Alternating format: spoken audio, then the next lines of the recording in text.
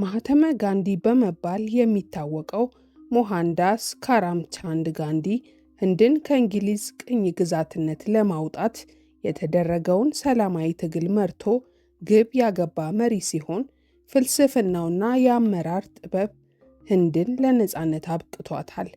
ለመላው ዓለም የነጻነት ትግልም መነቃቃትን ፈጥሯል። ሚሊዮኖች የሚያደንቀው ይህ ታላቅ ሰው ታዲያ በደቡብ አፍሪካ በነበረው ቆይታ ባደረገው አንዳንድ ተግባራት የተነሳ በጥቁሮች ዘንድ የቆመለት የነጻነት ዓላማ ጥያቄ ውስጥ እንዲገባ ሆኗል። በዛሬው ፕሮግራማችን ማህተመ ጋንዲ በብዛት ከሚነገርለት የነጻነት ትግል የተለየውንና እምብዛም ስለማይወራለት ጥቁሩ ታሪክ እንዳስሳለን። በፕሮግራሙ የሚጠቀሱ የጊዜ ቀመሮች እንደ አውሮፓውያኑ አቆጣጠር መሆናቸውን ልብ ይሏል።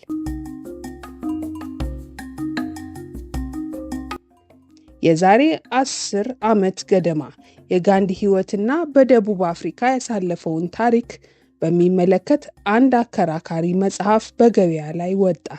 የዚህ መጽሐፍ ደራሲያን የደቡብ አፍሪካውያን ሊቃውንት አሽዊን ዴሳይና ጎላም ቫህድ ሲሆኑ ጋንዲ ከ1893 እስከ 1914 በሀገራቸው ከ20 ዓመታት በላይ ሲኖር በሀገራቸው ላሉ ህንዳውያን መብት የተሟገተበትን አግባብና ጋንዲ በደቡብ አፍሪካ አጠቃላይ ስለነበረው ቆይታ ለማጥናት 7 ዓመታትን በምርምር አሳልፈው ነው መጽሐፉን ለህትመት ያበቁት።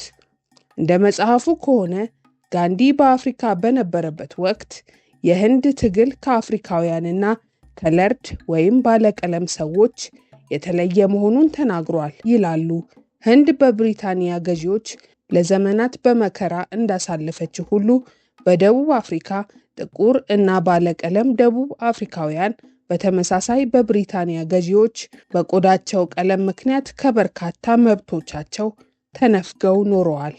ጋንዲ ይህንን አገዛዝ ነው አንድ አይደለም ያለው።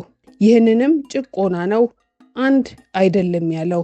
ለምን ቢሉ እንደ ደራሲያኑ እይታ የጋንዲ የፖለቲካ ስልቶች ኢፍትሐዊ ህጎችን ለመሻር ወይም የመንቀሳቀስና የንግድ ነጻነትን መደገፍ ህንዳውያንን ከአፍሪካውያን በሚያርቅ መልኩ የህንድ ስጋቶችን በመፍታት ላይ የተመሰረተ የተለየ የህንድ ማንነት እንደፈጠረ ይገልጻሉ።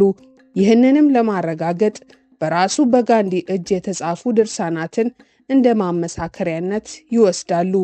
ጋንዲ ለጥቁርና ባለቀለም ደቡብ አፍሪካውያን የነጻነት ትግል እንቅስቃሴ ግድየለሽ እንደነበርና በደቡብ አፍሪካ የመንግስት ስልጣን በነጮች መያዝ አለበት ብሎ እንደሚያምን አስቀምጧል። በተጨማሪም በጽሑፎቹ ጥቁር ደቡብ አፍሪካውያን ካፊርስ ብሎ ሲገልጻቸው ይህም ቃል ለጥቁር ደቡብ አፍሪካውያን አዋራጅ ቃል ሆኖ ይታያል። ብሪታውያኑም ጥቁር ደቡብ አፍሪካውያንን ለመግለጽ ለብዙ ጊዜ ሲገለገሉበት ቆይተዋል። በ1893 ጋንዲ በብሪታንያ ቅኝ ግዛት ውስጥ ካሉ ዘሮች ህንዶች ከአፍሪካ ተወላጆች በመጠኑ የተሻሉ ናቸው የሚል ሰፊ እምነት እንዳለው ለናታል ፓርላማ ጽፏል። በ1904 ደግሞ በጆሃንስበርግ ለሚገኝ አንድ የጤና ኦፊሰር ጥቁር ደቡብ አፍሪካውያን ከህንዳውያን ተቀላቅለው ከሚኖሩበት አንድ መንደር እንዲለዩ ሲጠይቅ ካፊሮች ከህንዳውያን ጋር ተቀላቅለው መኖራቸውን በጥብቅ እንደሚቃወም በወቅቱ ስሜቱን አስታውቋል።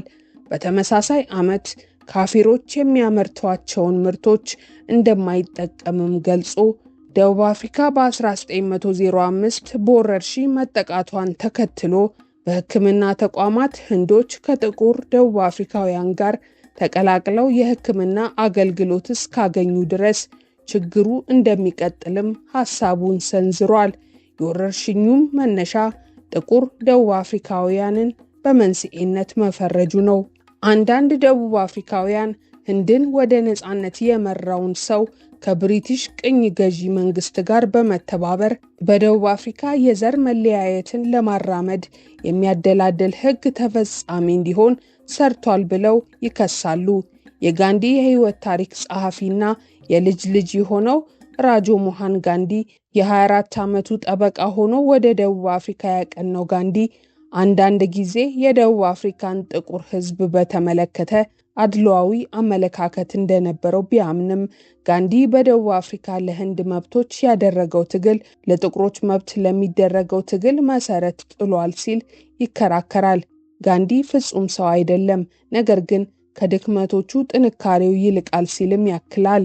የጋንዲ አድናቂያን በበኩላቸው ጋንዲ በዘመኑ ከነበሩት ቀኝ ገዢዎች ጋር የተጣጣመ ሐሳብ ካለው እንዴት ከደቡብ አፍሪካ ነፃ አውጪ ጀግኖች አንዱ ተደርጎ ሊወሰድ ይችላል ብለው ይጠይቃሉ።